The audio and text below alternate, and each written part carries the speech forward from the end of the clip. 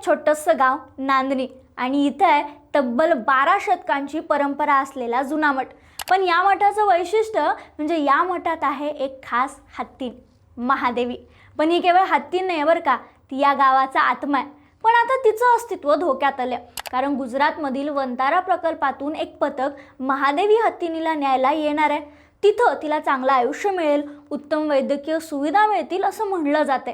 पण गावकऱ्यांचा प्रश्न आहे, आमच्या महादेवीला इथून का न्यायचंय? गेली कित्येक वर्ष ती इथंच आहे, तिला काही त्रास होतोय का, की केवळ दुर्लभ प्रजाती म्हणून तिला वेगळं करणं गरजेचं आहे?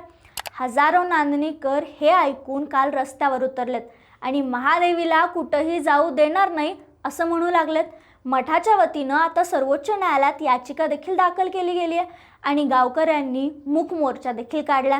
गुजरातचं वंतारा सेंटर खूप मोठं आहे, म्हणजे पंतप्रधान नरेंद्र मोदी यांच्या हस्ते त्याचं उद्घाटनही झालं होतं।